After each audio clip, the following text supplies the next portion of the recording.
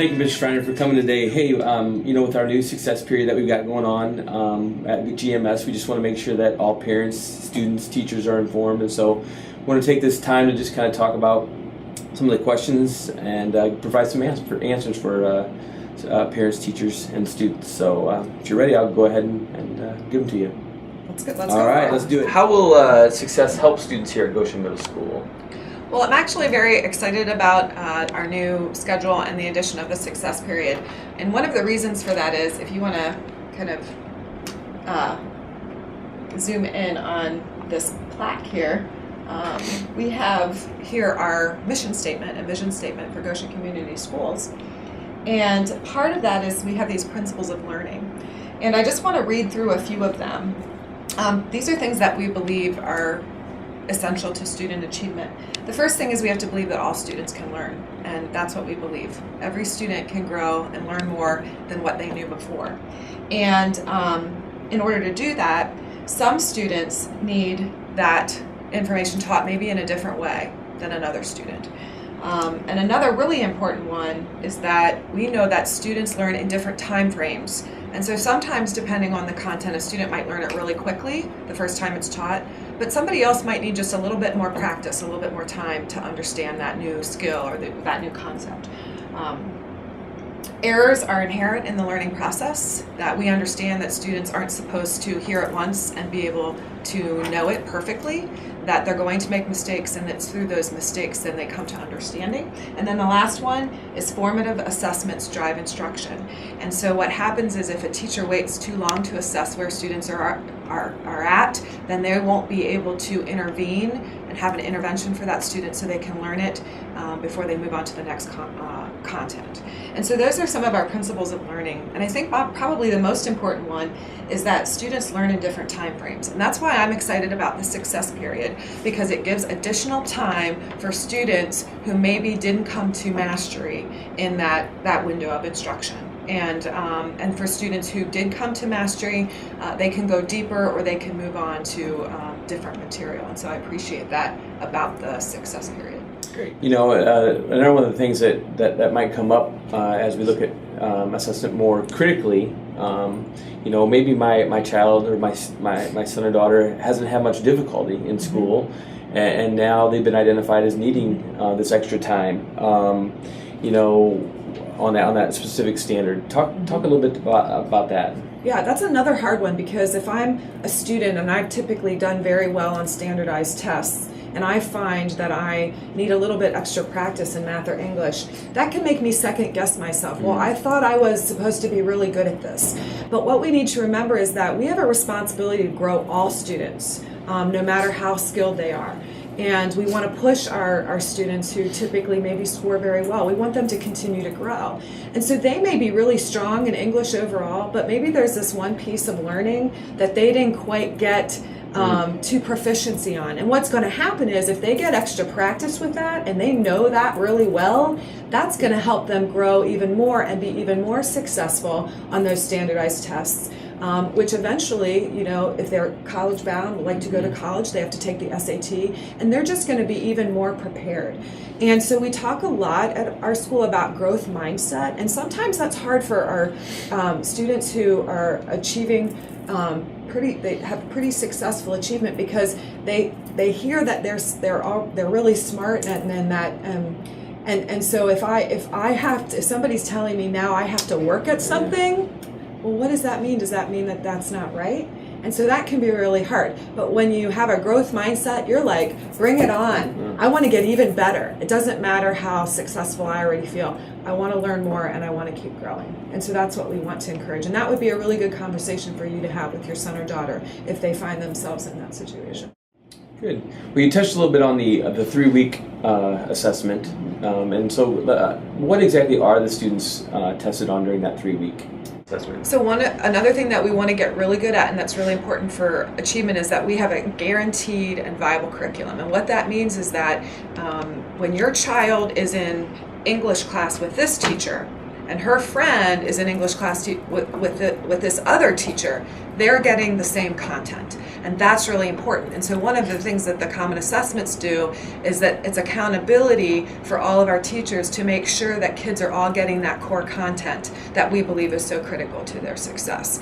And so that measures, the common assessment, what measures what teachers, all 8th grade English teachers or all 7th grade English teachers or all 6th grade math teachers are teaching in that 3-week window.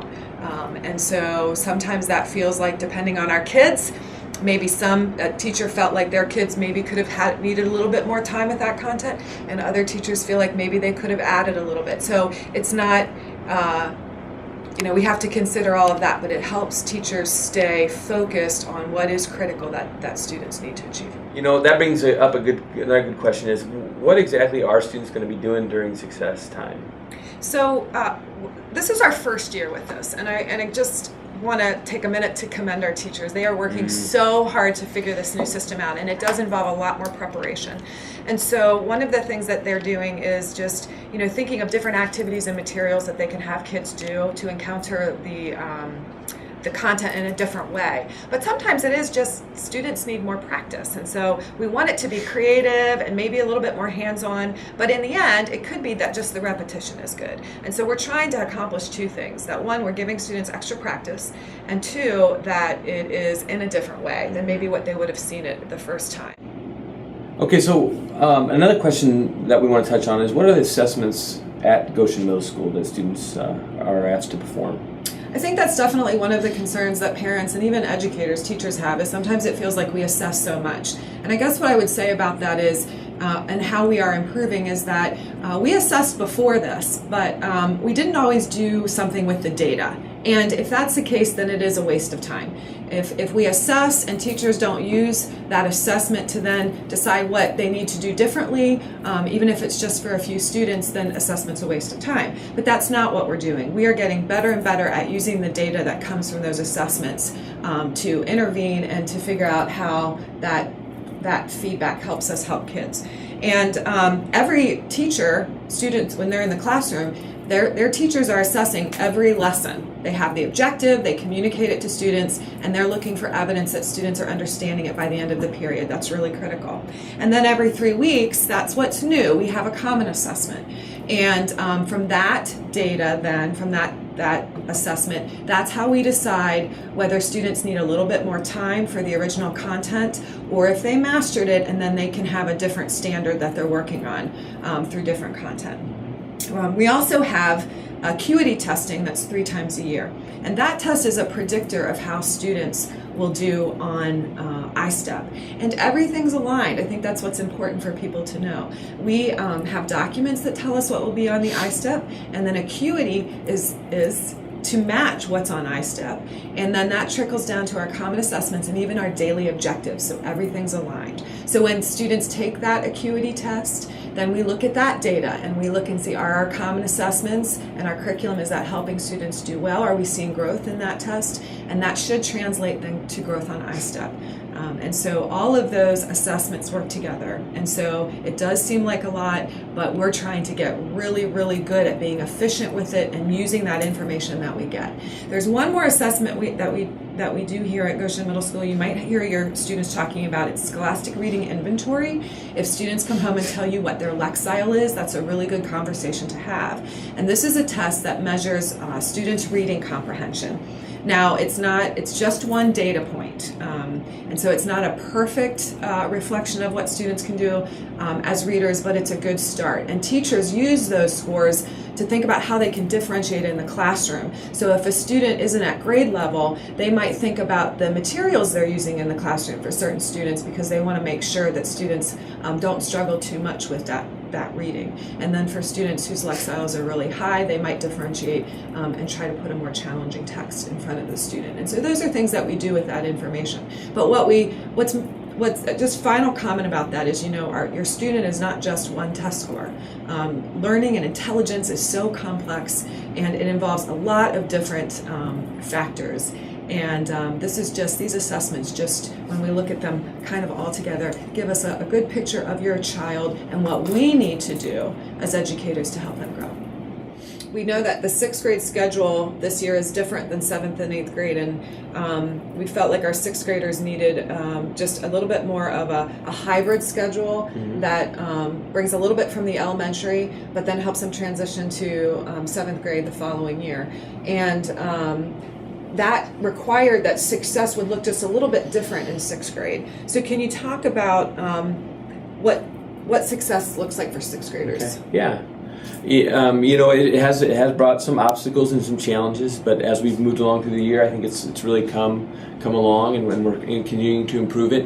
One of the things that happens with us is that success takes right away at the beginning of the day.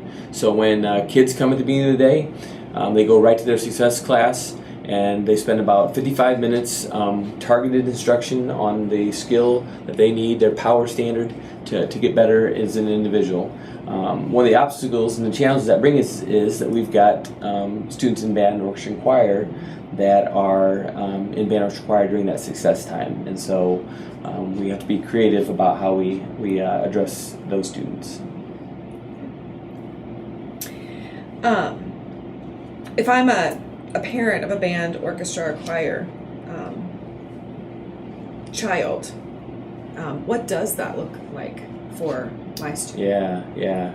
Well, one of the things, if your child on the 3-week window assessment does not meet mastery, which you discussed as being 75% or above, they will be asked to participate in success, but that will have to take place either before school, either after school, or during the school day. The parent will kind of have that choice as to what they feel is best for their child. And we know that, through those times, there's activities that have interferences. There are transportation issues because parents will have to transport students to the school. And those occur in the mornings. They occur at different times. On Mondays, they start at 7:15 and they end at 7:45. And then it's not 7:45. They start at 7:15 and they end at 8:45 on Mondays. And then on the rest of the week, it is starts at 7 o'clock and ends at 7:45. And so it prevents some challenges for parents as they figure out. But it's got to be one of those before school, after school, or during the school day. So that's so that's pretty significant if my son or daughter has to miss band, orchestra, or choir. So how will that be communicated to me as the parent, so I'm aware or I understand what would be the best option for my student? Well, the window assessment will take place on a Friday. As soon as we can get that data back, it usually gets back to us by a Tuesday or a Wednesday, and as soon as we can get that calculated and sorted kids out where they go, parents will get a letter sent home to them on either Tuesday or Wednesday. It'll inform them of the choices and the times and days. They'll be asked to return that letter to the teacher. The teacher will then take that information, whether they chose before school, after school, or during the school day, and the parent will then be sent home a letter kind of giving an updated information of exactly the structure of what's going to happen during that time and when it's going to be, and that will come home before it starts the following Tuesday. Is when it starts, and the dates and times and all informations, and if we have a delay, they will not have that during that day. If we're canceled, we will not have success for band, orchestra, choir kids before or after school. Okay, and you maybe said this, but just for clarification, how long would my child be out of band, orchestra, choir? Okay, good question. They will be out for a period of that 3-week window time until that next assessment comes up, and then they'll have a new assessment. That assessment will take place, and then based on their results, they'll either be asked to be in success before or after school during school day again, or they'll be in band, orchestra, choir.